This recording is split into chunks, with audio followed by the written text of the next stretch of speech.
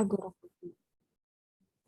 Jadi pilihlah di yang keramaian ya. Kalau fobia spesifik tuh seperti misalkan takut dengan cicak. Jadi dia spesifik hanya itu saja. Kalau tadi kan takut keramaian, takut ke bioskop, jadi itu ke tempat ramai ya. Berarti fobia spesifik lebih umum berarti dok nih kalau agorafobia? Enggak, Dia kalau lebih fobia spesifik itu misalkan nih, takut sama cicak, fobia sama cicak. Jadi begitu melihat cicak, dia langsung keluar gejala paniknya. Karena kan cicak yang dilihat. Apa yang menjadi ketakutannya hanya itu saja. Kalau agorafobia dia kan takut keramaian ya. Jadi ya, dok. tidak terbatas. Jadi tempat yang ramai dia takut. Kalau misalkan fobia spesifik, dia spesifik hanya hal itu saja. Misalkan takut gelap, ya udah begitu dia mengalami di tempat yang gelap, misalkan tiba-tiba mati listrik, itu dia akan timbul gejalanya. Ngambur pertama dok, kalau dia gejalanya sampai timbulkan kayak keringat dingin, berdebar-debar, itu termasuk juga atau masuk ke gangguan panik lagi dok? Atau tetap di fobia? Gini, kalau misalkan kalian itu tergantung teks ya, tergantung soal. Misalkan perempuan 40 tahun atau perempuan 30 tahun datang ke UGD misalkan dengan keluhan sesak gitu ya, sesak sejak misalkan 30 menit yang lalu ya. Jadi sesaknya itu berulang, jadi riwayat sesak, keluhannya disertai dengan keringat dingin, berdebar, rasa tercekik. Ya. Lalu riwayatnya mengalami keluhan yang sama, kurang lebih misalkan sudah 3 kali sebelumnya dan biasanya membaik ya setelah mungkin 15 menit. Pada pemeriksaan fisiknya didapatkan memang dia denyut nadinya meningkat.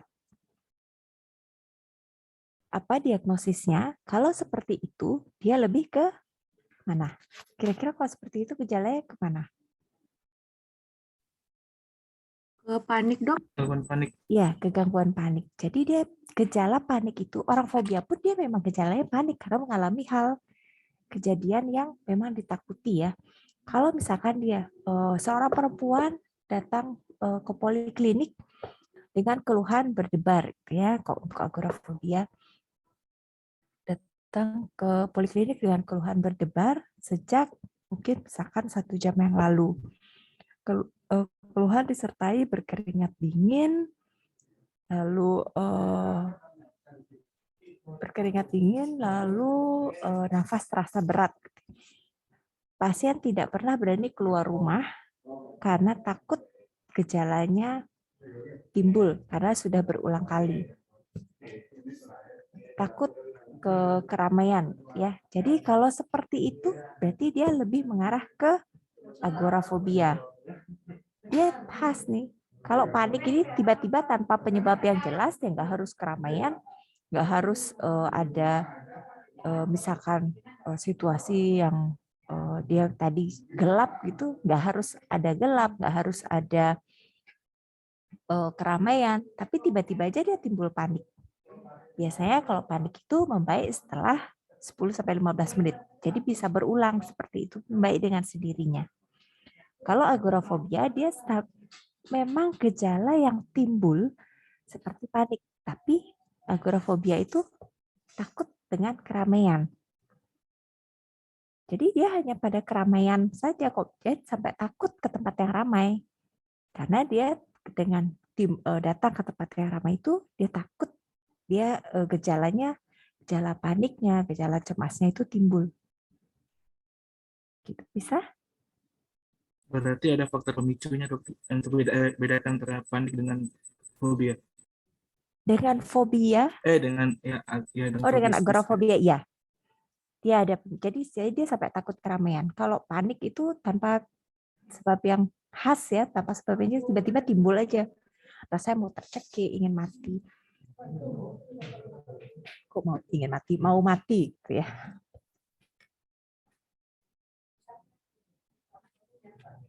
Bisa deh, bisa diterima.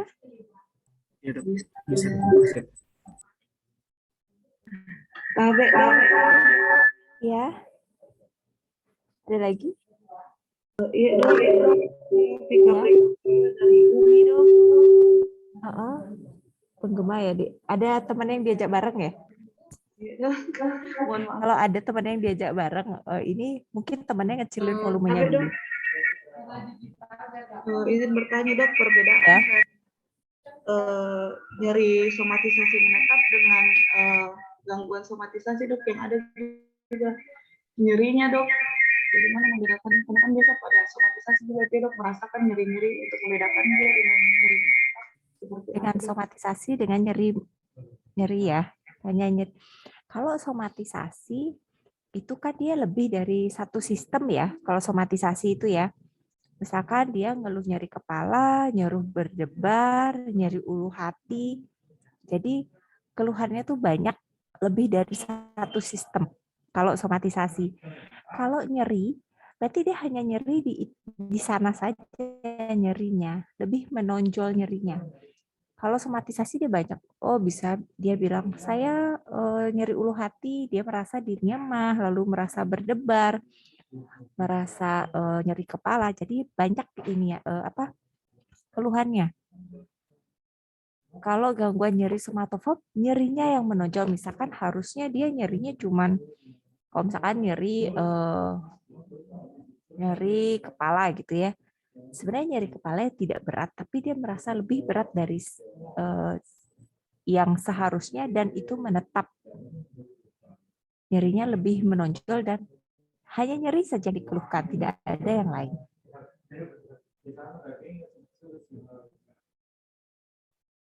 Bisa diterima? Izin bertanya dok, Ya, bagaimana kita bisa membedakan gangguan nyeri somatoform dengan gangguan nyeri organik dok? gangguan nyeri organik dengan nyeri somatoform. Somatoform, dok. Kalau somatoform ya, somatisasi, ada sakitnya nggak harusnya? Berarti dia nggak ada dong ya? Iya dok. Ya, dia kan normal ya. Tidak semua ada. pemeriksaan fisiknya normal, hasil semua pemeriksaan normal. Kalau nyeri organik berarti dia ada penyebab organiknya, ada sakitnya sebelumnya. Baik dokter, makasih dokter. Dokter izin dok. Ya, Perkenalkan nama saya Rahmania dari Unisa dokter. Izin bertanya mengenai yang tadi dokter jelaskan yang masalah gangguan depresi dok. Tadi kan dokter sempat singgung tentang gangguan depresi yang menjelaskan tentang kalau gangguan depresi itu dia tanpa ada penyebab, dia pencetus seperti itu. panik deh, Ya, bukan depresi. Ya, panik. Ya terus yang saya mau tanyakan apa bedanya dengan gangguan cemas? Gangguan cemas menyeluruh. Sedangkan kalau gangguan cemas menyeluruh itu yang saya dapatkan di soal sempat baca dia mempunyai penyebab. Ya terima kasih dok. Mungkin itu bisa dijawab. Ya. Jadi kalau cemas dia seharusnya ada triasnya ya. Masih ingat ya triasnya ada kecemasan, ada hiperaktivitas motorik dan hiperaktivitas untuk otonom ya. Jadi misalkan keluhannya kalau cemas, dia ada cemas, dia biasanya berlangsung bisa setiap hari dia timbul. Lalu disertai kalau misalkan hiperaktivitas otonomik itu berdebar, lalu berkeringat dingin, ya. Jadi rasanya misalkan dia sering kencing gitu ya. Kalau anggap saja kalau cemas itu bayangkan kalau kalian mau ujian. Gimana sih rasanya kalau mau ujian kok kalian tegang? Seperti itulah rasanya cemas. Supaya kalian jadi ada gelisahnya, ada rasanya seperti apa namanya? Seperti bergoyang-goyang itu kalau misalkan naik kapal laut itu kan rasanya nggak nyaman. Nah, seperti itu. Kalau panik dia lebih berat dan timbul tiba-tiba tidak setiap hari. Kalau panik itu tidak muncul setiap hari. Dia misalkan saat ini dia merasa tiba-tiba keluhannya berdebar, berkeringat dingin, sesak, rasanya mengancam mengancam jiwanya dia. Jadi dia takut nih sampai kok saya kayak mau mati ya, rasanya tercekik. Itu panik. Dia biasanya timbul kalau gangguan panik itu minimal 4 kali dalam sebulan. Jadi nggak tiap hari. Kalau cemas dia timbulnya akan setiap hari dia.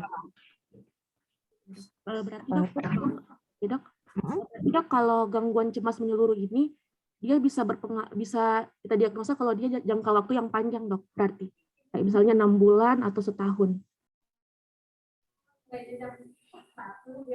Iya. Jadi enggak, tidak harus selama itu ya. Kita sampaikan dengan gangguan cemas menyeluruh.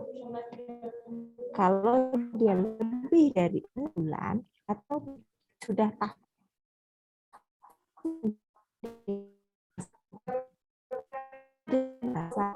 seperti tadi kecemasan,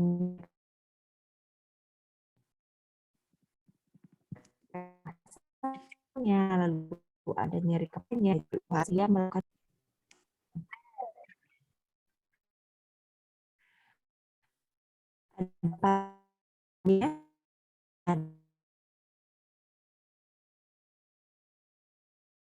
lalu otomatis 3 jam, jadi gejalanya itu otomatis lebih berat ya kalau panik.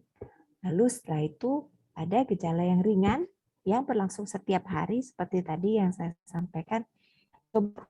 Rasanya kok kalian mau ujian kan tuh, besok mau ujian, bisa bolak-balik kamar mandi kan kalian, pengen kencing terus, lalu bisa sakit perut, lalu bisa berdebar, atau kalian mau maju aja presentasi saat koas, mungkin kalian akan merasakan hal seperti itu. Tapi itu berlangsung setiap hari. Jadi kalau itu kalau somatisasi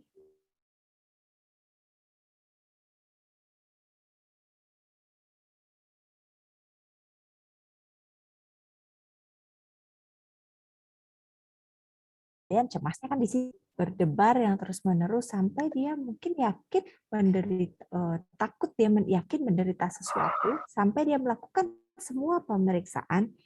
Jadi itu berlangsung lama ya, 2 tahun. Ada shopping dokternya, berarti itu ke somatisasi. Kalau belum sampai selama itu, pikirkan dia kecemas. Kalau dia tiba-tiba bisa riwayatnya, oh dia sudah pernah mengalami keluhan yang sama, namun membaik dalam misalkan 30 menit dia membaik, berarti dia ke panik. Bisa diterima? Terima kasih, dok. Ada lagi?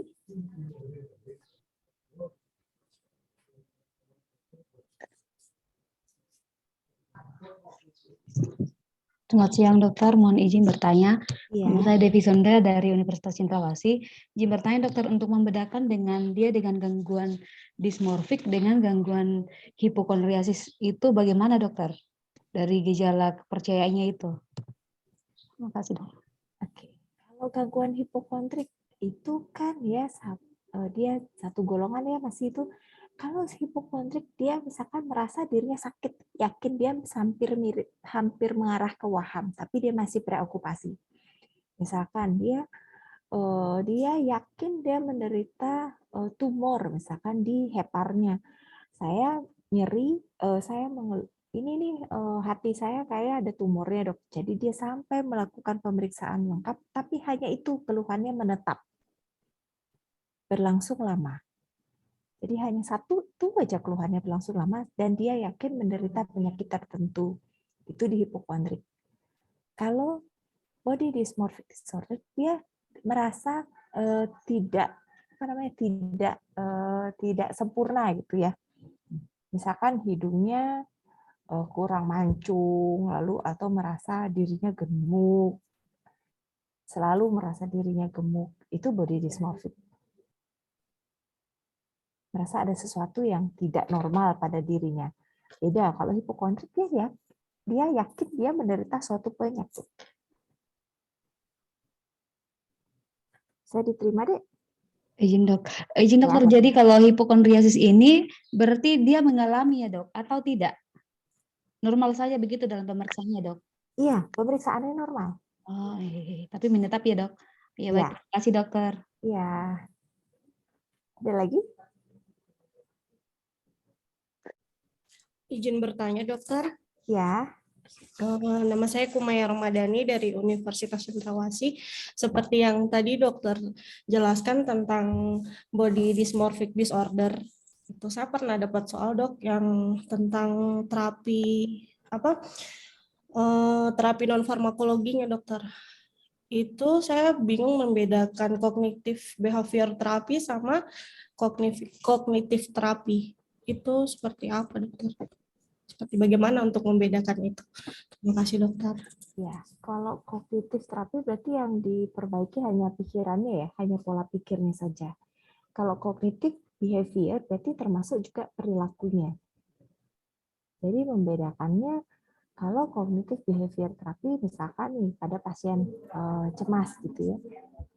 Dia selain dia pola pikirnya yang diubah, dia perilakunya pun diubah. Bagaimana sih supaya pada saat itu dia meyakinkan dirinya dia nggak ada apa-apa nih, misalkan nih merasa berdebar, merasa keringat dingin, kognitifnya kita ubah, kita membuat pasiennya itu mengubah pola pikirnya dari yang saya ada apa, saya sakit apa, menjadi saya tidak ada apa-apa, saya normal.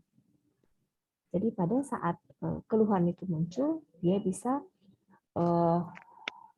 mengontrol, misalkan, kok saya berdebar ya, saya kenapa ya? Pasti kalau misalkan dulu dia berdebar, dia langsung istirahat, langsung tidak bekerja, langsung tidak merasa dirinya tidak mampu bekerja. Kalau misalkan kognitifnya kita ubah, pada saat dia muncul berdebar, oh saya nggak apa-apa nih. Jadi perilakunya pun kita ubah supaya dia mampu mengontrol pikiran itu, pikiran negatif itu. Kalau kognitif, kalau body dysmorphic kan lebih ke pikiran ya. Jadi pola pikirnya yang tadi nggak apa-apa kok. Jadi bagaimana pasien itu menjadi melihat pola pikir, hidung saya kurang mancung, padahal udah mancung gitu. Jadi sampai harus operasi berulang kali karena merasa dirinya tidak hidungnya kurang mancung. Jadi gimana supaya dia mengubah, oh hidung saya mancung kok, sudah cukup itu saja, hanya di pikirannya saja. Baik dokter, terima kasih. Ada lagi? Boleh saya bertanya tentang terapi, dok? Ya. Saya mau bertanya apa bedanya itu, dok? Kan saya pernah baca soal tentang terapi non farmakologis, yaitu di opsinya ada CBT, fisikoterapi, bedanya apa semua, dok? Dan Apa untuk nih? apa? Terapi non terapinya kayak CBT kognitif, baru psikoterapi sama fisikoterapi itu bedanya apa semua, dok? Dan kapan digunakan juga, dok? Psikoterapi itu mungkin kompetensi di kalian tuh hanya sampai psikoterapi suportif ya. Jadi kalau psikoterapi suportif itu dia dari ventilasi, bagaimana reassuring pasien.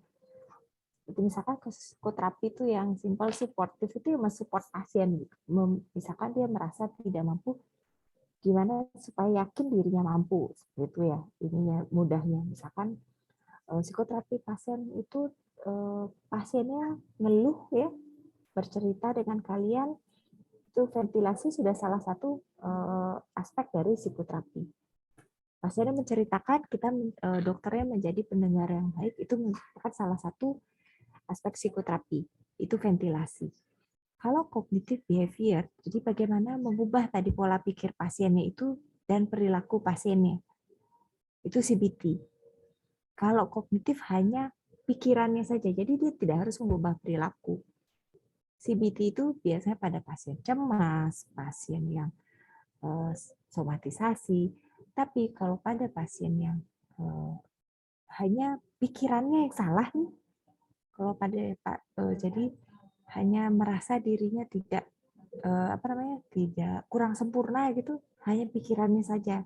Misalkan perilakunya mungkin tidak ada yang salah dalam perilaku, tapi kalau misalkan pada pasien cemas, perilakunya kita ubah. Bagaimana kalau muncul seperti itu, yang dia misalkan sebelumnya merasa berdebar, merasa nggak mampu, langsung tidur, karena dia harus bisa melawan itu dengan pikirannya, pikiran yang negatif itu diubah menjadi pikiran yang positif, saya bisa ditambah dengan perilakunya.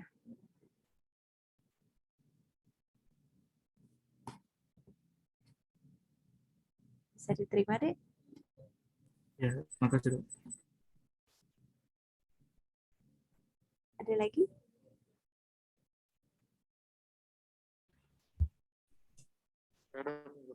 Izin dokter, Iya. selamat siang dokter. Saya Ya, dengan Julius silakan. Ombolon dari kedokteran Unsien dokter. Izin bertanya dokter tentang psikotik dokter. Iya. Izin saya sedang mengerjakan soal. Kemudian yang saya kerjakan soal ini tentang ini dokter, psikotik yang dia punya keluhannya eh, ibu setelah melahirkan mengalami keadaan yang kacau, kemudian kadang-kadang ia merasa senang dan kadang ia juga merasa sedih. Karena sedihnya kadang-kadang ia mendengar suara-suaranya yang menyuruh untuk mencelakai anak dan dirinya sendiri. Kemudian beberapa kali ibunya mencoba untuk bunuh diri dokter. Kemudian di sini pertanyaannya diagnosis yang tepat. Saya menjawabnya psikotik postpartum. Iya. Tapi izin dokter, setelah saya jawab itu salah. Jadi saya menjawab lagi baby blues dokter. Kemudian dia punya perbedaannya kira-kira bagaimana ya dokter? Untuk dia punya jawabannya. Itu kemudian yang saya bingungnya itu perbedaan psikotik postpartum, baby blues sama depresi postpartum dokter. Mohon penjelasannya dokter. Sebelum saya jawab, mungkin sudah ada yang membaca ya. Nah, supaya nggak saya terus yang jawab sekarang. Kalau misalkan kadang kalau diskusi dengan temannya, kadang lebih nempel, yang baca pun lebih nempel. Coba siapa yang bisa? Siapa yang bisa menjelaskan bedanya?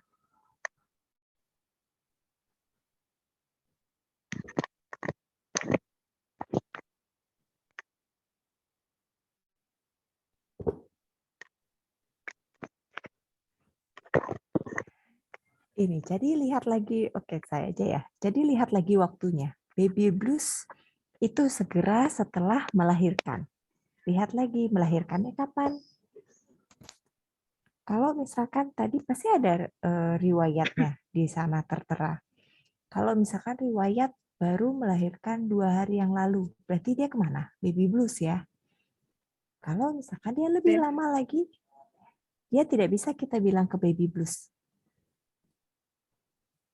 Itu jelas psikotik karena mendengar suara-suara, jadi dia jelas psikotik. Kalau depresi, dia berarti gejalanya ya ke depresi saja. Tidak ada psikotiknya. Kalau dia sudah mengarah ke psikotik, berarti psikotik postpartum.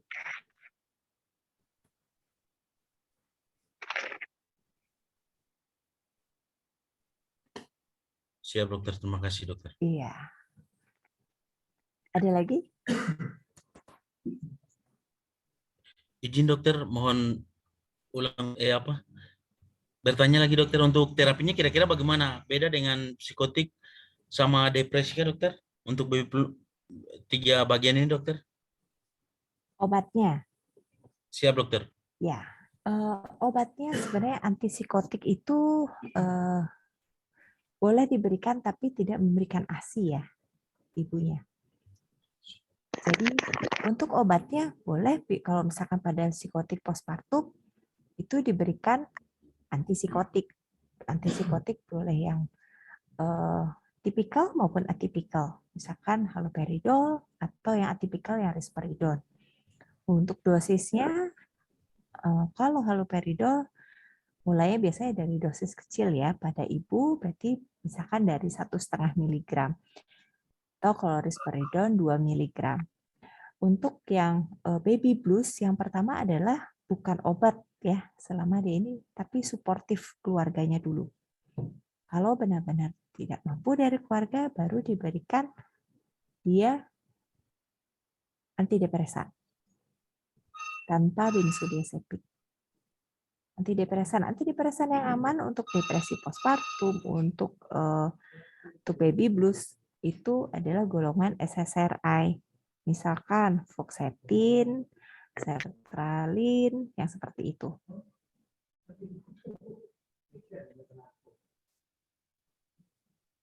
Siap, makasih dokter. Iya. Ada lagi? Izin dokter, selamat siang dokter. Izin Iya, dokter, selamat Odi siang. dari Universitas Cendrawasih ingin bertanya dokter, sebenarnya apa sih tadi kan ada soal tentang yang siklotimia dokter, sama ada opsinya juga yang siklotimia sama bipolar. Secara spesifik apa sih yang paling khas untuk membedakan dari kedua ini dokter? Izin dokter, terima kasih dokter. Oke. Siklotimik berarti dia sama ya, mirip ada naik turunnya ya, sama seperti bipolar. Tapi kalau siklotimia dia lebih ringan. Misalkan dia pada saat manik, dia hipomanik, dia cuma semangat kerja aja tanpa ada gejala manik yang lain. Yes, jadi misalkan dia pada saat tertentu dia menjadi banyak bekerjanya lebih semangat. Kalau dia yang bipolar, berarti dia lebih berat lagi. Kalau pada timbul gejala maniknya, misalkan dia langsung lebih lebih semangat, idenya banyak, nggak selesai-selesai, lalu tidak perlu tidur, ya, kebutuhan tidurnya berkurang. Kalau yang hipomanik dia masih masih kesannya naik sedikit gitu loh. Jadi kalau misalkan kalian mungkin ada merasa temannya kok tiba-tiba semangat sih, tapi tidak berlebihan, nggak ada bicara berlebihan, nggak ada terlalu banyak aktivitas yang berlebih, tapi hanya lebih bersemangat pada saat itu, lalu senangnya ya lebih nyaman lah dibandingkan seperti biasanya, itu yang siklotimik. Jadi ada naik turunnya, tidak sampai turun banget, tidak sampai ke depresi, karena kalau bipolar kan dia ada depresi, ada manik. Jadi dia tidak memenuhi gejala depresi. Kalau siklotimik itu dia tidak sampai memenuhi gejala depresi, tidak sampai memenuhi gejala manik, tapi dia sampai hipomanik. Ya hanya semangat aja kerjanya. Semangat aja beraktivitas, satu aja gejalanya. Dan itu sama siklotimik ya naik turun, tapi ya masih mungkin tidak akan menimbulkan satu hendaya ya, kecuali yang bipolar itu baru akan menimbulkan satu gangguan di aktivitas sehari-harinya. Baik dokter, terima kasih dokter. Ya, ada lagi? Saya dok, Ya. saya Adi Daradi dok dari Universitas Muslim Indonesia. Mau bertanya mengenai somatisasi sama hipokondriasis dok. Kemarin banyak soal yang muncul dok mengenai gejala-gejala dari skenario soal itu, gejalanya banyak menjurus ke somatisasi dok, tentang sakit kepala, terus sakit ulu hati dok. Tapi di akhir skenario dia juga mengalami misalkan sakit jantung, sakit nyeri dada dok, berdebar-debar yang menjurus ke penyakit jantung. Adakah clue yang dok, yang jelas dia menunjukkan apakah dia somatisasi atau hipokondriasis dok dari skenario? Jadi mungkin membedakan somatisasi dengan hipokondrik ya. Kalau somatisasi keluhannya banyak, seperti tadi yang saya sampaikan. Kalau somatisasi dia ngeluh nyeri kepala, dia mengeluh tadi nyeri dada, lalu mengeluh nyeri ulu hati, mungkin dia mengeluh juga nafasnya terasa berat gitu ya. Jadi banyak keluhannya jadi lebih dari satu sistem organ. Kalau dia keluhannya kok tadi misalkan ada nyeri ulu hati berarti di gastrointestinal, ada nyeri dada berarti di kardiovaskuler ya sistemnya, ada nyeri kepala gitu. Di sarafnya ada ya. Jadi dia lebih dari satu sistem organ ya. Jadi lebih dari satu sistem organ yang menetap selama kurang lebih 2 tahun ya, ada shopping dokter ya, harus ada shopping dokter Karena dia melakukan berbagai pemeriksaan, sudah dibilang sama dokternya, normal kok hasilnya, tapi dia tetap merasa dirinya sakit. Itu somatisasi. Kalau hipokondrik, keluhannya akan itu aja, satu sistem organ itu aja, menetap itu aja, tidak akan berubah dia keluhannya. Sama seperti tadi, saya nyeri di perut kanan atas gitu ya, nyerinya perut kanan atas, selalu dari 2 tahun itu nyerinya di perut kanan atas sampai dia yakin jangan-jangan saya ada kanker nih di hati saya, kanker nih, dia udah nyari. Biasanya kan kalau sekarang orangnya udah browsing ya, saya jangan-jangan kanker nih di hati, kanker hati saya, sampai dia melakukan pemeriksaan terkait keluhannya itu dan hasilnya normal, itu disebut hipokondrik. Itu aja keluhannya, satu itu aja, nggak akan berubah dia. Kalau somatisasi dia banyak, lebih dari satu sistem organ. Bisa?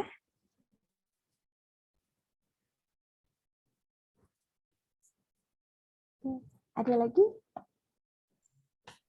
Izin dok bertanya dok, Ya. dengan Laksmana dari Universitas Cendrawasih.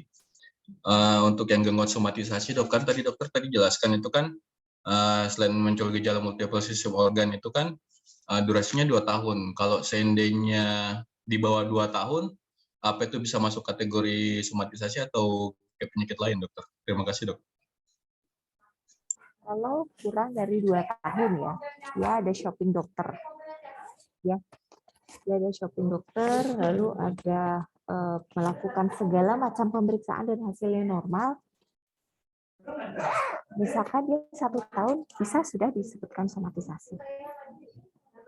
Tapi kalau waktunya dalam waktu bulan, misalkan dari 2 bulan yang lalu, jangan dulu menyampaikan somatisasi. Itulah itu yang cemas. Karena mirip ya, keluhan cemas sama somatisasi kan seperti tadi, dia bisa mengeluh nyeri ulu hati, di cemas juga bisa mengeluh nyeri ulu hati. Dia mengeluh berdebar, di cemas juga bisa mengeluh berdebar. Tapi lihat lagi pemeriksaannya lalu jangka waktunya. Ya. Ya, makasih dok. Ya. Permisi dok, mau bertanya dok. Izin bertanya dok. Ya, silakan Dek. Mau bertanya dok soal somatisasi dengan hipokondriasis.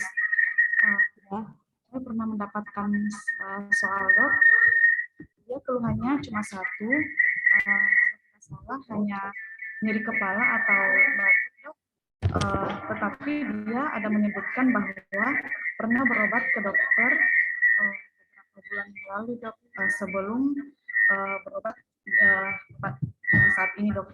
Apakah itu dok termasuk somatisasi atau hipokondriasis dok? Terima kasih dok.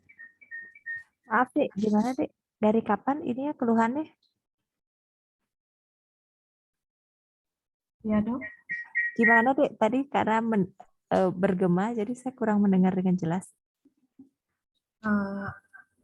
Pada keluhannya dok, dia mengeluhkan sakit kepala. Itu ada temannya di sebelahnya. Jadi kalau misalnya ada temannya di sebelahnya nggak apa-apa, dikecilin volume temennya.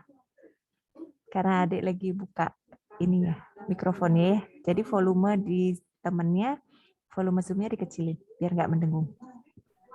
Ya, gimana Dek? Izin bertanya dok.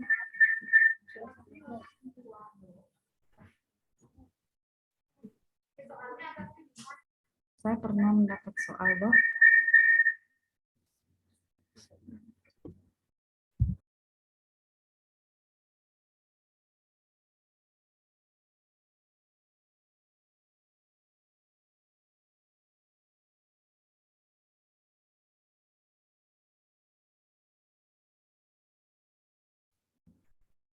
Izin dok. Jadi dok, saya pernah mendapat soal dok, keluhannya hanya satu. Kalau tidak salah dok, sakit kepala atau hanya batuk pilek saja dok. Tetapi pada kalimat terakhir itu dok dibilang pasien pernah berobat ke dokter dalam beberapa bulan yang lalu, 8 bulan yang lalu. Jadi yang fokus saya di situ dok, dia berpindah-pindah dokter, tapi gejalanya hanya satu dok. Jadi saya bingung antara somatisasi atau hipokondriasis dok. Kemudian dok, izin bertanya lagi dok, apa bedanya dok factitious disorder dengan sindrom Genser? Karena kalau factitious disorder dok, yang pernah saya baca itu dia mau mencari perhatian saja dok untuk mendapatkan kebutuhan perawatan. Sedangkan sindrom Genser itu katanya dok dia menjawab tidak sesuai pertanyaan. Jadi kayak mau mencari perhatian juga dok. Kira-kira khas atau perbedaan penting dari factitious disorder dengan sindrom Genser itu apa dok? Terima kasih dok. Jauh banget ya ini ya bacanya ya sampai factitious. Mungkin yang tadi ya, dia keluhannya nyeri kepala saja, lalu dari 8 bulan riwayat sebelumnya periksa ke dokter dan dikatakan normal. 1 kali aja ya. Pemeriksaannya ada dilakukan lengkap nggak? Tidak dilakukan pemeriksaan dok dan normal hasilnya dok. Nah, jadi kalau misalkan kriteria diagnosis ya, pastinya dia sudah melakukan pemeriksaan dan hasilnya normal. Kalau somatisasi maupun hipokondrik. Ya.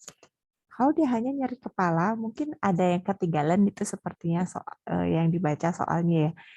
Jadi kalau keluhan nggak mungkin ada batuk pilek ya, keluhan di psikiatri ya pasti nyeri kepala, nyeri ulu hati, atau berdebar karena lebih sering ya pasiennya seperti itu. Jadi kalau tidak ada shopping dokter, lalu pemeriksaan saat itu normal, lihat lagi apakah menetap keluhannya dari 8 bulan itu keluhan yang sama. Kalau 1 keluhan berarti dia hipokondrik. Kalau lebih dari 1 berarti dia somatisasi kalau dia ada shopping dokter. Kalau tidak, lihat lagi keluhannya. Itu lebih ke arah hipokondrik kalau 1 keluhan. Kalau di UKMPPD nggak mungkin sih ada soal gitu deh, pasti lengkap. Ya, untuk factitious disorder sama sindrom Genser, mungkin kalian kalau mau UKMPPD bacanya sesuai SKDI ya dek ya, jangan banyak banget bacanya, karena kalian sebagai dokter umum sudah ada standarnya ya, standar kompetensinya dokter, standar kompetensi dokternya. Baca sesuai dengan SKDI. Kalau kalian baca pun yang seperti itu di UKMPPD nggak akan keluar karena UKMPPD basisnya adalah SKDI. Jadi untuk bimbingan modul ini pun kalian fokus di sesuai modul ya. Mungkin kompetensi 3 dan 4. Kompetensinya kompetensi besar. Kompetensi 1 dan 2 kalau tidak salah ya di BIMO itu tidak. Jadi kalian fokus yang sampai penata laksanaan awal. Penata laksanaan awal yang itu kompetensi 3, lalu penata laksanaan lengkap. Itu yang kompetensi 4. Terima Ya. kasih Bu.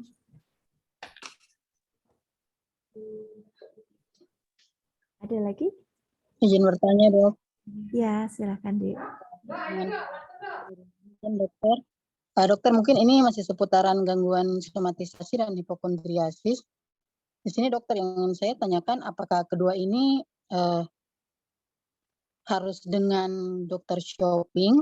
Kemudian untuk ke hipokondriasis ini selama ini soal yang saya baca tuh lebih mengarah ke langsung ditentukan diagnosanya atau lebih kita cari keluhannya atau diagnosanya dokter.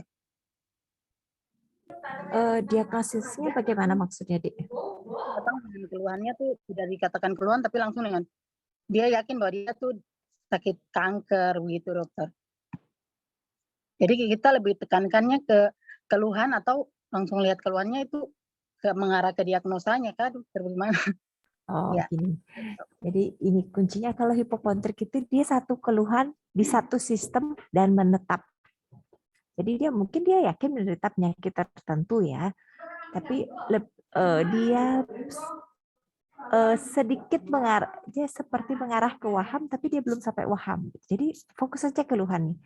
Kalau keluhannya satu sistem organ menetap itu saja, ada shopping dokternya, ada pemeriksaan yang dilakukan itu hasilnya normal, berarti bisa ke arah hipokondrik.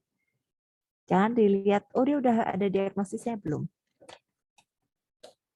Jadi satu keluhan di satu sistem organ, kalau somatisasi di lebih dari satu sistem organ. Ya. Iya dokter, berarti untuk somatisasi dengan hipokondriasis sama-sama harus dengan dokter shopping ya dok? Harus punya itu. Iya, lihat Tidak aja salah satu. pemeriksaannya sudah dilakukan dan hasilnya normal gitu. Dan lihat waktunya juga. Ya. Iya, baik dokter. Terima kasih dok. Ya. Ada lagi?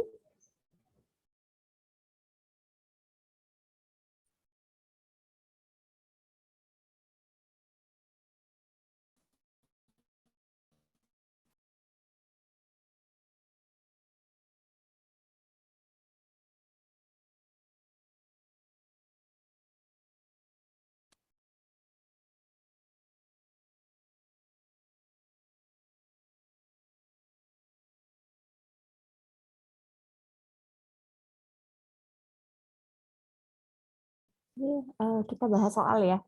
Ini ada yang di chat, ada yang ini soal ya. Oke, coba siapa yang ini? Ini soal di Bimo ya, Dek ya? Atau soal lain?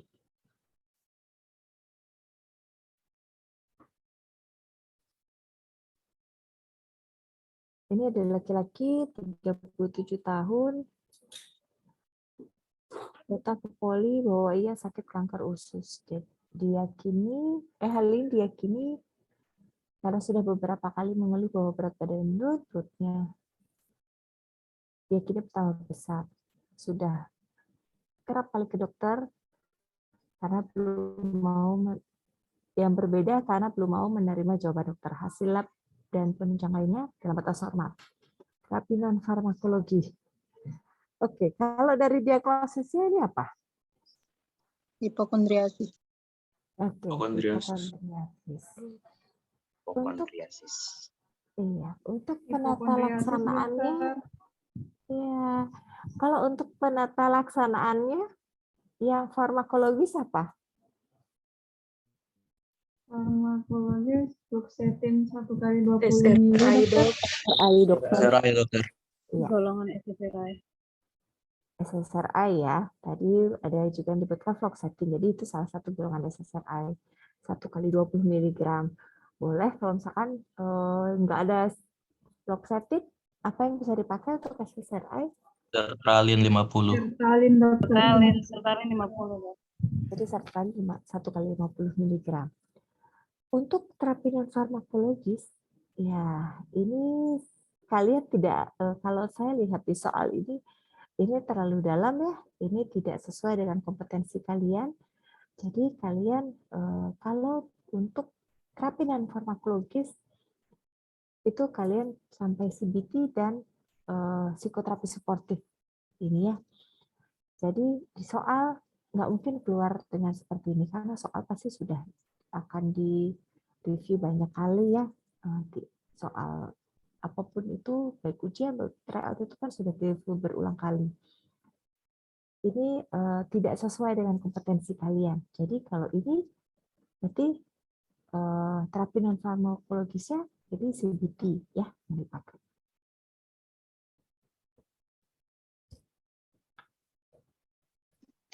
Izin bertanya dok. Ya. Ya, Indra Wiratama dari Universitas Muhammadiyah Makassar dok. Saya pernah baca soal dok dengan diagnosis hipokondriasis, tapi di optionnya itu ada dua pilihan dok, ada CBT sama ada kognitif terapi. Kalau kita baca secara garis besar kan, kalau dibaca ataupun dipahami bahwa non farmakologi itu mengarahnya ke CBT semua dok. Ya, tapi adakah mungkin yang salah bisa dipilih kognitif terapi dok, atau harus semua CBT dok, semua untuk non farmakologi di psikiatri dok? Mohon penjelasannya. Terima kasih dok. Jadi kalau di psikiatri tergantung lagi ya. Jadi kalau dia hipokondrik dia kan ada perilakunya yang juga harus diubah ya, sampai mencari shopping dokter. Jadi dia lebih ke CBT. Kalau kognitif sama seperti tadi, dia body dysmorphic, kan pikirannya aja yang salah. Sebenarnya dia ini mungkin dia belum tentu juga dia langsung pergi ke dokter seperti tadi, mungkin operasi hidung gitu ya, belum tentu juga. Tapi dia tetap merasa dirinya tidak sempurna. Mungkin dia merasa dirinya gemuk. Dia merasa terus dirinya gemuk. Belum tentu dia perilakunya kita harus ubah. Jadi kita lihat lagi kasus per kasus.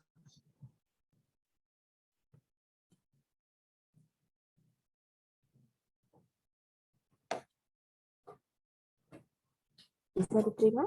Ya, iya dok. Jadi lebih diperhatikan antara pikiran dan perilakunya dok. Iya. Oke. Siap. Terima kasih banyak dok. Ada lagi? Mungkin ada yang punya soal lagi?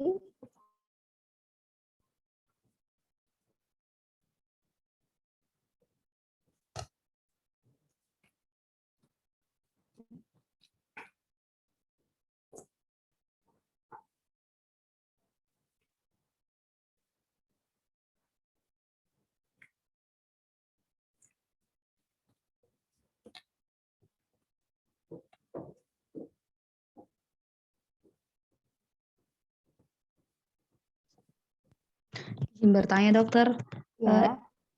kemarin ada soal UKMPBD kemarin, dia itu mengeluh nyerinya banyak, tetapi ada riwayat gagal ginjal dan sudah dirawat dan pulang ke rumah. Dan memang dari pemeriksaannya itu memang ada fungsi ginjalnya itu menurun dokter. Jadi itu termasuk apa ya dok? Terima kasih dok. Keluhannya banyak, riwayat. Iya, tapi dia mengalami riwayat gagal ginjal, tapi sudah keluar dari rumah sakit dokter, begitu dok. Ada riwayat gagal ginjal, sudah keluar dari rumah sakit, keluhannya banyak. Keluhannya Iya, mengarah ke ginjalnya enggak? Jadi soalnya itu dia ada dikatakan dia nyeri kepala, terus nadi cepat, pokoknya kayak arah somatisasi, cuma dia memiliki riwayat gagal ginjal dokter. Jadi itu masih tetap masuk dalam somatisasi atau apa dokter? Kalau dia sebenarnya mungkin riwayat gagal ginjal, kalau sudah terkoreksi dengan baik, mungkin dia tidak harus mengarah ke gagal ginjal ya. Jadi kita lihat, kalau misalkan dia ada kaitannya, keluhan yang saat ini, ada keluhannya akibat dari kelainan organik, berarti kita mengarah ke organik. Kalau misalkan dia tidak ada kaitannya dengan penyakit yang dialami saat ini, berarti dia tidak bisa kita arahkan ke organik ya. Jadi kalau keluhannya banyak tadi berdebar, nyeri kepala dengan riwayat gagal ginjal, tapi sudah keluar rumah sakit gitu ya. Kalau yang seperti itu, kita lihat lagi hasil pemeriksaan lainnya bagaimana. Mana lebih dulu, dia gagal ginjal atau dia keluhannya? Itu gagal ginjalnya dok? Gagal ginjalnya, oke. Berarti dia karena gagal ginjalnya ya. Iya dok. Itu saja dulu. Jadi, karena saya tidak terbayang ya, ada keluhan, nyeri kepala, berdebar, ada banyak keluhan dengan riwayat gagal ginjal. Itu bisa ke arah somatofom. Oh ya. iya baik dokter. Somatofom. Ya. Baik, terima kasih dok. Ya.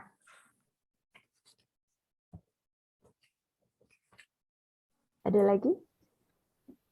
Tanya dokter, Ya. saya dari dokter ingin bertanya mengenai terapi farmakologi mengenai somatifon dokter. Gimana? Tentang dosisnya dokter, kan dosis awalnya itu 20 mg per hari. Nah, sedangkan ini kan mengenai somatifon yang ada di modul itu katanya dosisnya bisa ditingkatkan menjadi 60 mg per hari. Nah, saya tanyakan kapan kita tingkatkan dosisnya, terus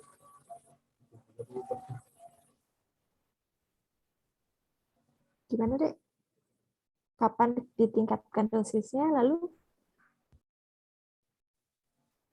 Mengenai somatofom dokter, yang terapi farmakologinya kan di sini SSRI itu ada dosis awalnya dokter. Misalnya fluoxetine, dosis awalnya itu 20 mg per hari. Nah, sedangkan itu dosisnya kita bisa tingkatkan menjadi 60 mg per hari. Yang saya mau tanyakan itu dokter, kapan kita bisa tingkatkan dosisnya dokter? Untuk pasien somatofom dokter. Oke, kapan bisa ditingkatkan dosisnya ya? Jadi pertama memang dosis awal ada 20 mg ya. Berapa lama sih fluoxetine itu bekerja? Setelah berapa lama fluoxetine itu bekerja?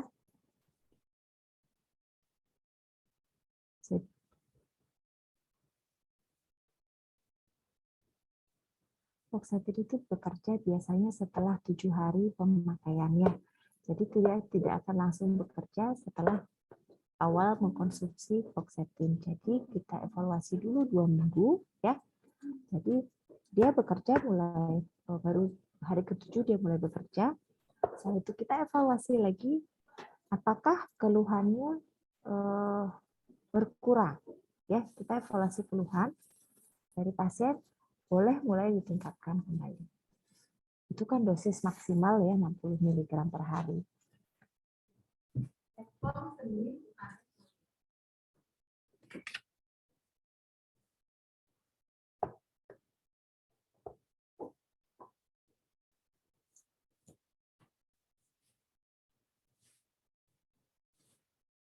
Bisa diterima, Dek?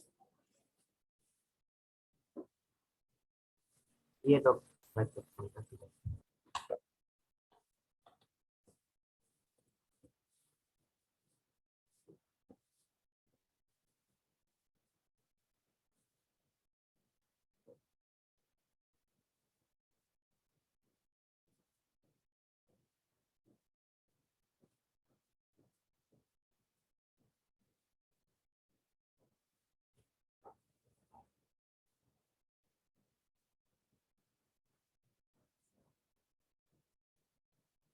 Nah, ini ada yang share soal lagi ya. Umurnya 30 tahun, datang ke dokter dengan keluhan nyeri perut kiri, keluhan disertai dengan beberapa keluhan seperti gatal-gatal pada wajah, nyeri kepala kiri, nyeri pergelangan kaki kiri. Pasien sudah berobat ke berbagai dokter, bahkan hingga ke Singapura. Untuk tanda vital dalam batas normal, pemeriksaannya yang dalam batas normal, jadi dari keluarga, pasien ada masalah dengan atasan di kantor, sehingga pasien tidak ingin kembali bekerja di kantor. Apa diagnosisnya yang tepat? Ada konversi, factitious disorder, somatisasi, gangguan malingering, gangguan cemas meluruh. Kira-kira apa nih? Malingering dok, yang delta. Malingering ya? Ya, karena menghindari kewajiban atau menghindari bosnya supaya tidak kena marah terus. Supaya tidak kena marah terus ya, jadi menghindari atasan ya.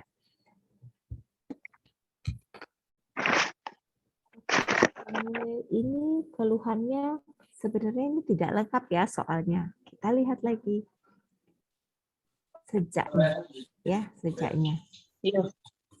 Sejaknya sejak kapan?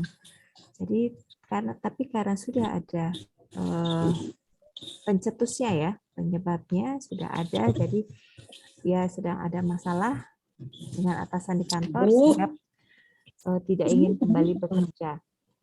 Jadi dia kalau konversi dia berpura-pura sakit ya. Kita bahas dari ininya ya, optionnya ya. Kalau konversi dia kan sebenarnya tidak sakit nih. Tapi karena ada pikiran menjadi bilang apa? Laser. Karena ada pikiran, jadi dia dialihkan ke fisik ya untuk yang konversi. Jadi misalkan dia menghindari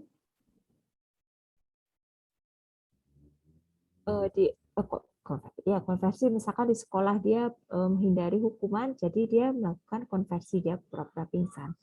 Kalau malingering ini biasanya dia khas pada yang menghindari hukuman. Ya, misalkan narapidana dia pura-pura sakit dia untuk menghindari hukuman. Kalau konversi dia misalkan di sekolah supaya tidak tidak dihukum, dia pingsan. Ya. Kalau disosiatif dia sebenarnya dia tidak berkeinginan untuk seperti itu. Ya, misalkan nih kalau disosiasi itu dia merasa dirinya tidak melihat. Dia merasa dirinya tidak melihat buta gitu ya. Padahal pada pemeriksaan semuanya normal. Karena dia sebelumnya misalkan pernah melihat mungkin kakaknya melakukan hal yang tidak terpuji, yang melanggar norma bagi dia. Karena dia berpikir seperti itu, dia menahan. Akhirnya pikiran yang menjadi hal yang konflik itu bagi dirinya menyebabkan dia merasa tidak melihat, walaupun pemeriksaannya normal. Tapi pasiennya tidak menyadari, benar dia merasa memang benar dia tidak melihat. Karena dia mungkin merasa bersalah. Beda kalau konversi memang dia sengaja melakukan untuk menghindari. Kalau malingering dia biasa pada kasus hukum. Kalau factitious disorder berarti dia mengatakan sakit, dirinya sakit supaya dia terhindar dari misalkan kewajiban. Ya, ingin dirawat, jadi dia terhindar dari kewajiban. Kalau somatisasi sudah ya tadi gangguan cemas juga sudah. Jadi ini lebih ke malingering ya, karena menghindari ya.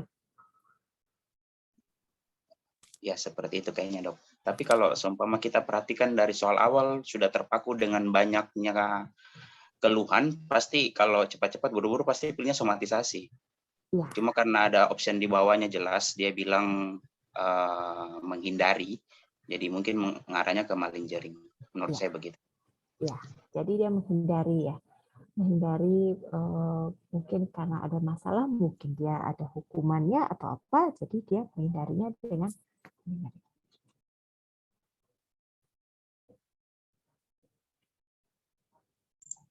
Izin dok, mau bertanya tapi mungkin agak melenceng.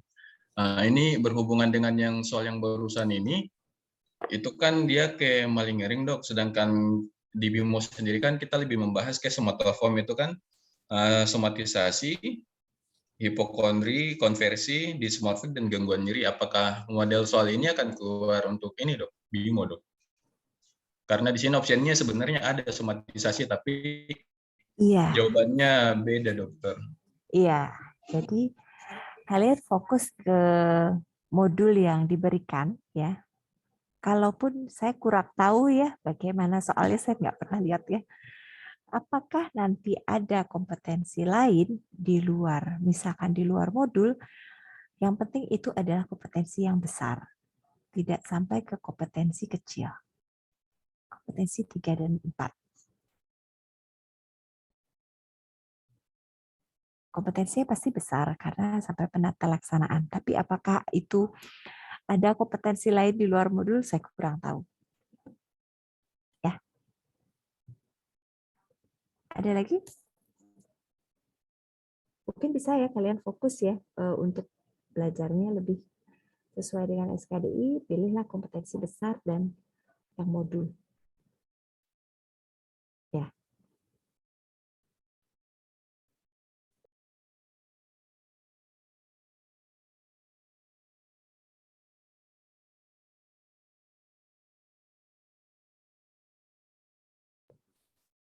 Ada lagi?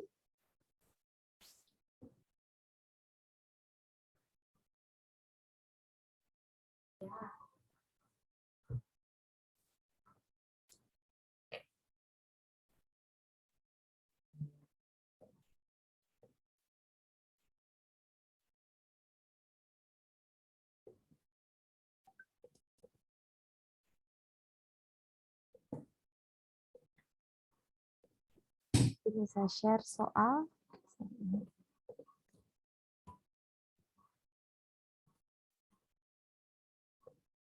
Kira-kira ini Pak arah mana? Yang nomor 3.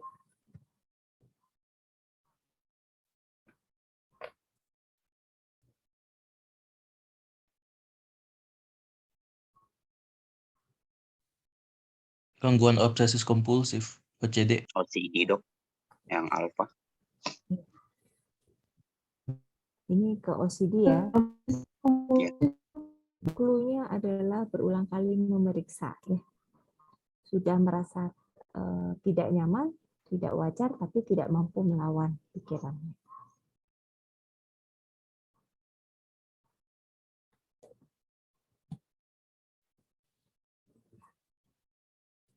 Kalau ini kira-kira diagnosisnya ke arah mana? Body dysmorphic, B. Cognitive behavior therapy. Ya, jadi ini diagnosisnya body dysmorphic ya, merasa dirinya tidak cantik, tubuhnya kurang sempurna, ya. Lalu untuk terapi non farmakologisnya, ini CBT. Lalu untuk selanjutnya, perempuan 19 tahun. Dysmorphic tubuh, B. B dok. Dysmorphic tubuh. Bravo. B dokter. B dokter. Jadi ini ke gangguan dysmorphic ya, karena dia merasa ada yang kurang pada dirinya.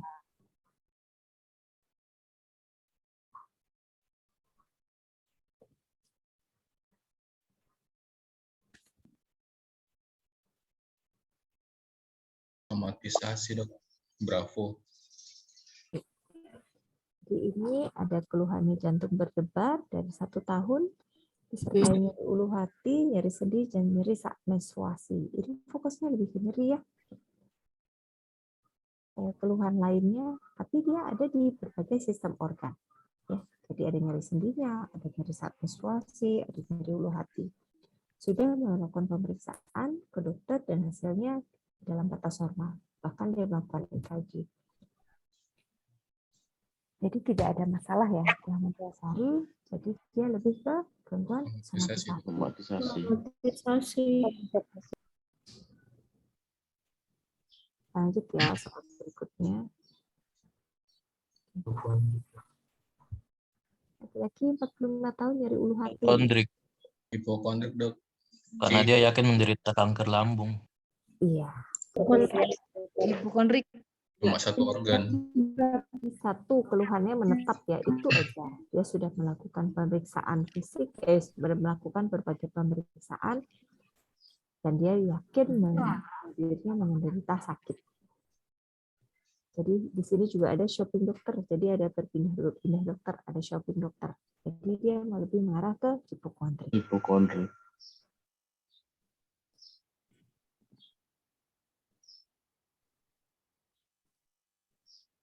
Ini wanita 24 tahun, nyeri dada sebelah kiri, mengeluh jantung berdebar cepat.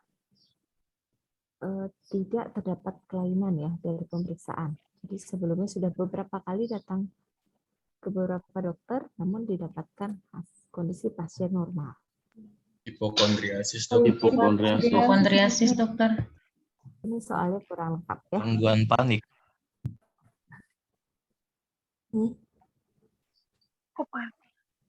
Ya, bisa ke panik ya. Jadi karena baru beberapa kali datang ke praktek dokter lain, ke beberapa dokter lain dan hasilnya normal ya.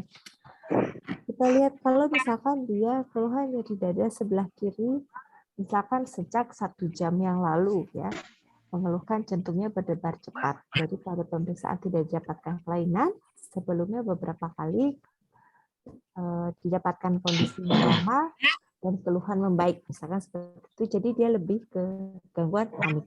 Kalau dia menetap lebih riwayat sudah sejak tahun 1, misalkan sudah sering ke dokter, sejaknya ini lebih lama, berarti dia ke arah hipokondriasis. Hipokondriasis.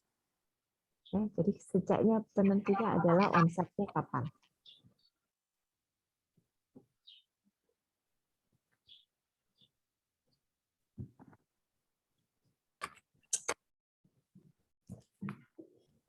Jadi ini datang ke UGD dengan sesak nafas sejak 2 minggu. 1 hari sebelumnya sudah datang karena rasa sesak yang tidak tertahankan. Namun hasil pemeriksaan fisiknya dan ronsennya normal. Sudah ke dokter beberapa kali, namun merasa tidak puas dengan hasil yang disampaikan. Hipokondriasis, dok. Hipokondriasis, dokter.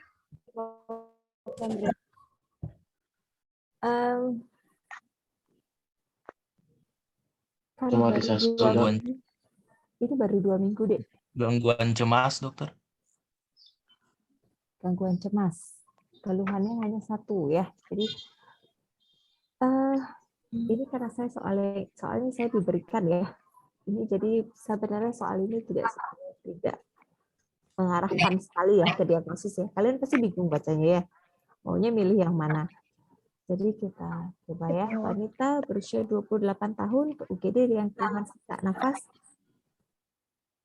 sejak 2 minggu terakhir. Kita ganti aja sejak 2 jam yang lalu misalkan ya. Jadi ini kita hilangkan. Ini boleh 1 hari sebelumnya. Misalkan ini sejak 2 jam.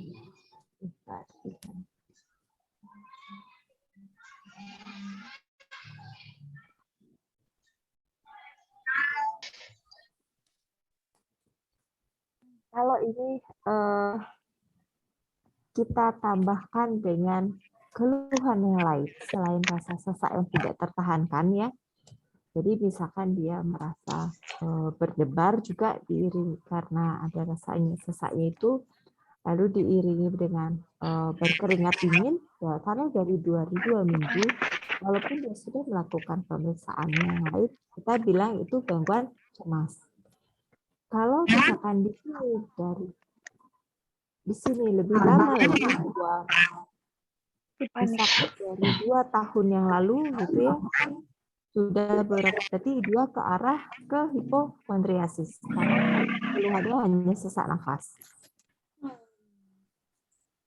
Kalau di sini sesak nafas sejak 2 jam yang lalu, 1 hari sebelumnya sudah datang ke UGD karena sesak yang tidak tertahankan.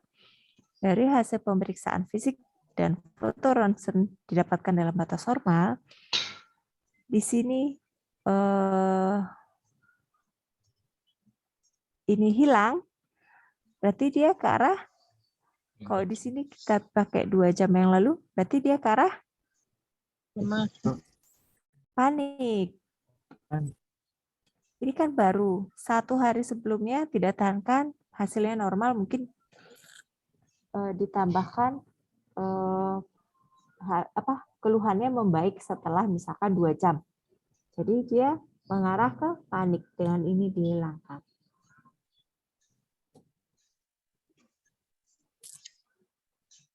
Jadi ini soalnya masih umum ya, masih belum mengarahkan benar-benar mengarahkan ke 1 diagnosis.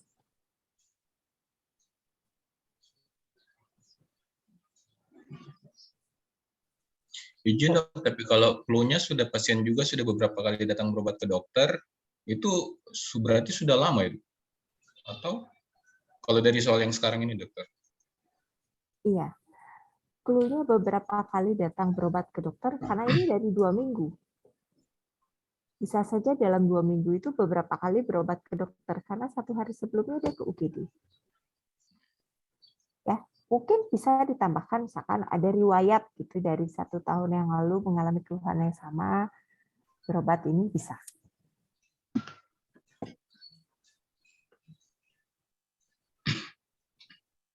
Bisa diterima? Bisa, Dok. Ya.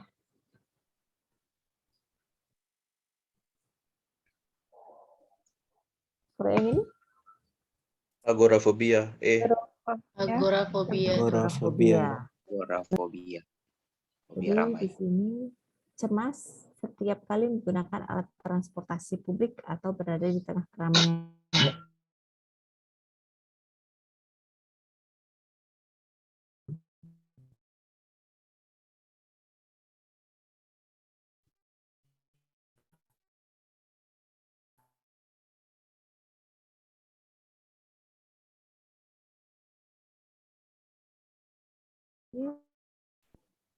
Mungkin dari kalian ada yang punya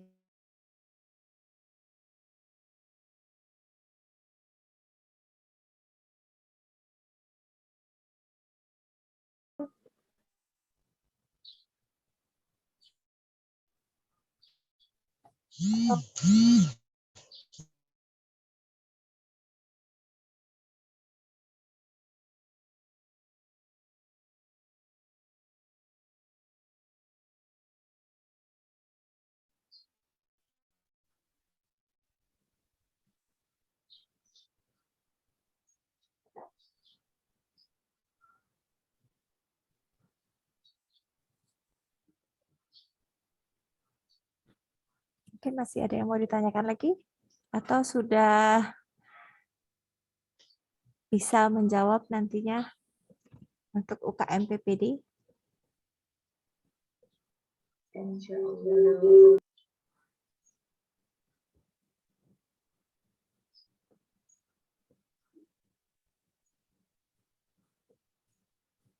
Ya, jadi untuk baby blues, psikotik postpartum, dan depresi postpartum, kuncinya baby blues itu melahirkan ya, dia belum tentu langsung psikotik ya.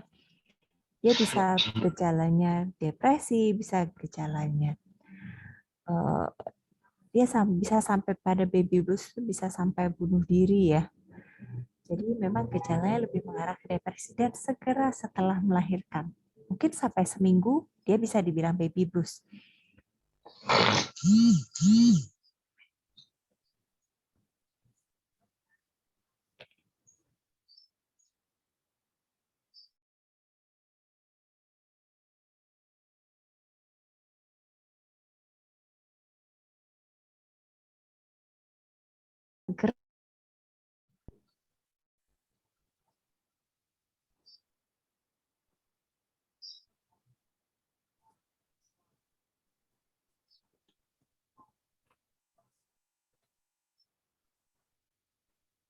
Bisa diterima, Dek. Ini Hendy ya yang bertanya.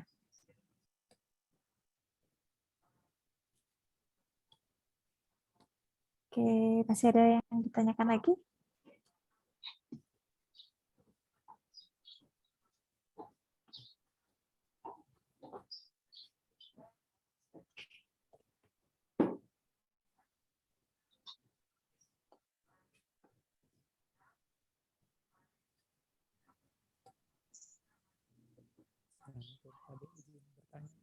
Ya.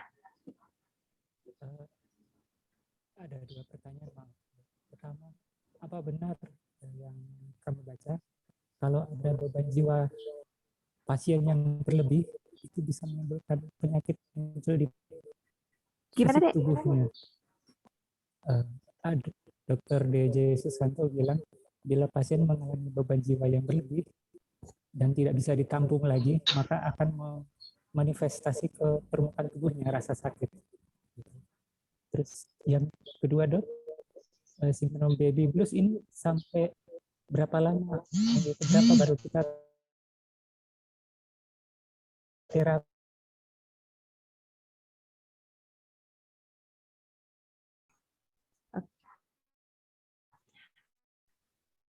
Kalau tadi pertanyaan pertama, kalau pasien tidak mampu jiwanya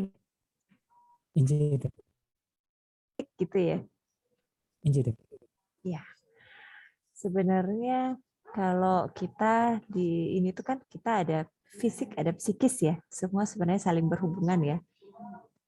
Karena sama seperti tadi, kalian cemasnya yang normal aja. Mau ujian, kalian pasti cemas kan? Kalau mau ujian dengan cemas kan pasti berdebar nih. Atau kalian waktu koas mau presentasi jurnal aja, mau maju, kalian udah berdebar kan? Aduh, bisa nggak ya ntar? Udah berdebar. Semalamnya udah, mungkin dari tadi malamnya pun dia udah nggak bisa tidur. Lagi berdebar. Mungkin sering kencing, sakit perut rasanya ya, bolak-balik ke kamar mandi, terus berkeringat dingin. Jadi memang saling berhubungan, Dek.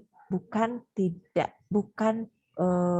maksudnya mungkin dokternya bilang bukan karena bebannya terlalu tidak bisa menahan ya. Karena kita di manusia itu kan memang ada fisik dan psikis, memang saling berhubungan. Tapi misalkan seperti tadi dia berdebar terus karena terlalu cemas. Yang terus cemas lama-kelamaan, karena kalau cemas kan ada hiperaktivitas otonomik ya, lama-lama pasti akan mempengaruhi fisiknya. Mungkin dari misalkan dia ada terus berdebar, nanti dia kan denyut jantungnya juga meningkat. Bisa jadi ada kelainan nantinya. Lalu tekanan darah meningkat bisa gitu. Jadi memang karena saling mempengaruhi, tidak terlepas ya. Fisik-fisik aja, psikis-psikis aja, karena semuanya sebenarnya saling berhubungan. Ya. Lalu yang tadi satu lagi apa, Dek? Kok saya lupa? Baby blues sampai berapa lama? Oh ya, baby blues. Baby blues pilihan terapi yang utama itu adalah psikoterapi dulu, ya. Lalu support keluarga itu yang utama. Kalau memang tidak bisa, baru diberikan antidepresan. Ya. Antidepresan yang aman itu adalah golongan SSRI. Ya.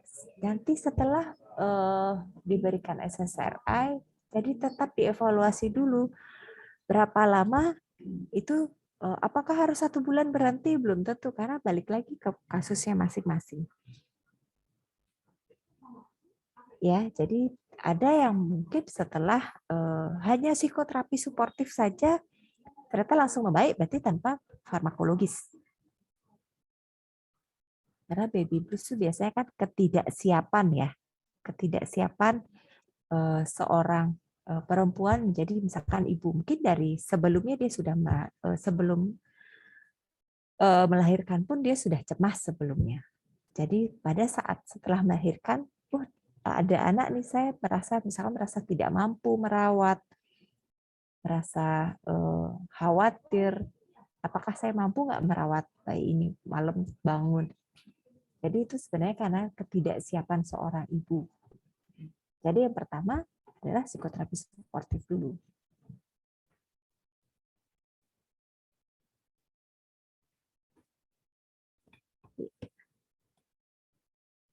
Oke, ada lagi?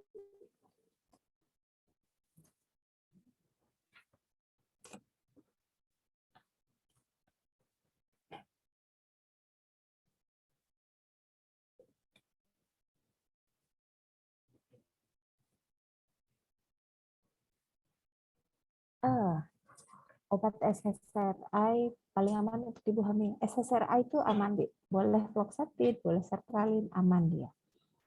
Lalu untuk terapi yang tepat untuk baby blues-nya ya. Kalau terapi yang tepat untuk baby blues-nya, pada soal biasanya kita akan diminta terapi farmakologis atau terapi non farmakologis yang diminta dari soal. Ya. Jadi biar nggak bingung yang mana yang dipilih, nggak akan ada pilihan misalkan yang pertama farmakoterapi, yang kedua enggak, pasti spesifik kecuali tindakan atau tindakan itu pun misalkan injeksi obat A, injeksi obat B, atau misalkan melakukan restrain gitu, dia secara umum dia tidak akan membingungkan gitu deh. Nggak akan ada misalkan non farmakologis dengan non farmakologis, pasti ada clue di atasnya di soal itu apakah yang ditanyakan terapi farmakologis ataupun non farmakologis. Kalau farmakologis berarti pilihannya tadi SSRI, kalau non farmakologis berarti di psikoterapi. Ya. Ini ada soal ya. Perempuan 36 tahun dibawa keluarga ke UGD-RS dengan merasa ada yang mencoba membunuh sejak 1 minggu yang lalu. Keluhan disertai mudah kaget saat dilakukan pemeriksaan, pasien sering berkata mereka mencoba membunuh saya dan tidak. Ya. Pasien juga memaksa duduk di pojok ruangan dengan punggung menghadap dinding. Sebelumnya memiliki riwayat skizofrenia sejak 1 tahun yang lalu. Itu kan sudah ada jawabannya, Dik. Kira-kira kemana?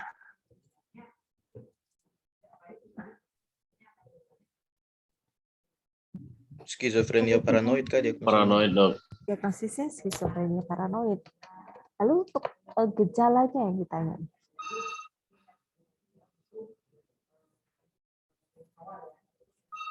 Kenapa, dokter? Gejalanya nih yang ditanya, manakah gejala yang dialami? Halusinasi. Jadi ini halusinasi ya. Jadi apalagi sudah disebutkan riwayat skizofrenia. Jadi kalian tinggal pilih ya, tiga skizofrenia paranoid kah, skizofrenia hebefrenik kah. Jadi udah ada nih riwayatnya, sudah di clue di sini ya. Jadi itu tadi halusinasi ya, yang halusinasinya auditorik ya, mendengar ya. Terasa dikejar karena mendengar sebenarnya itu ya. Ada lagi?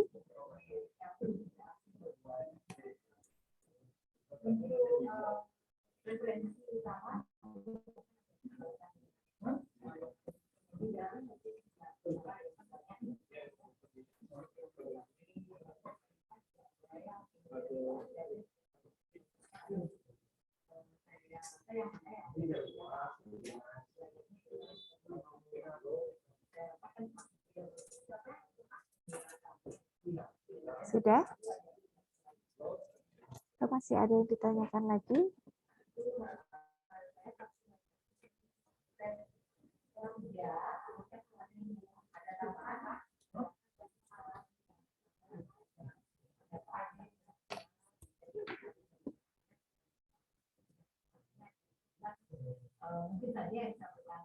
Ini ada yang share soal lagi. Laki 45 tahun dirawat di rumah sakit karena mengalami serangan jantung. Setelah 24 jam, kemudian masa pulang karena tidak suka dengan cara staf rumah sakit memperlakukannya. Pasien merasa dirinya adalah orang penting.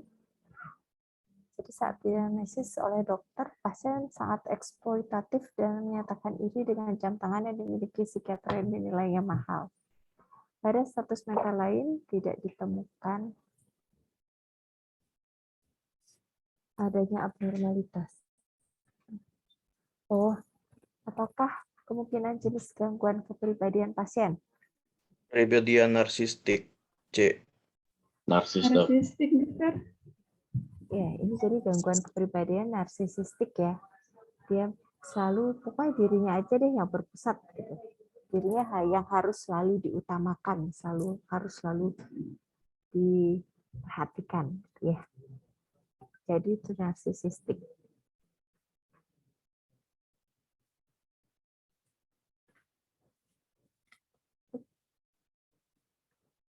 Ada lagi atau cukup?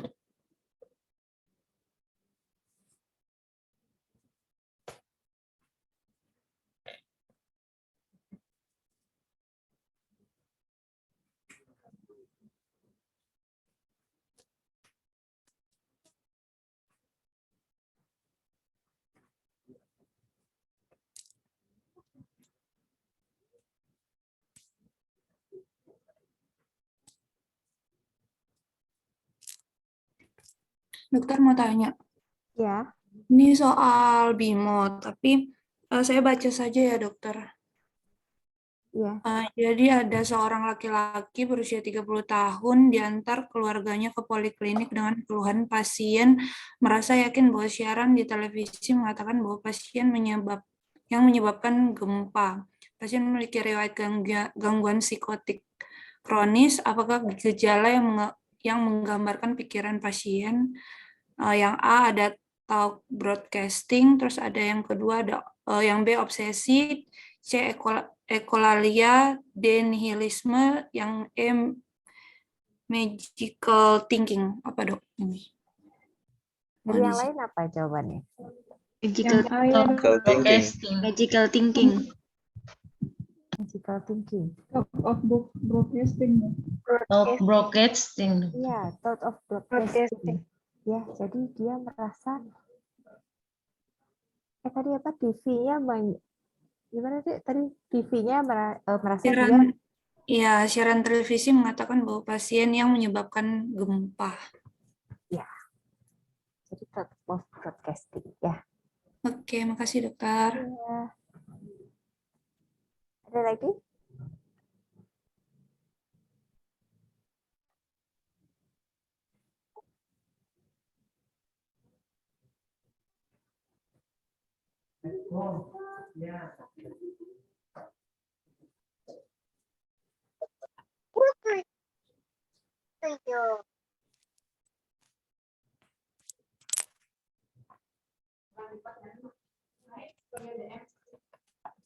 Udah nggak ada lagi?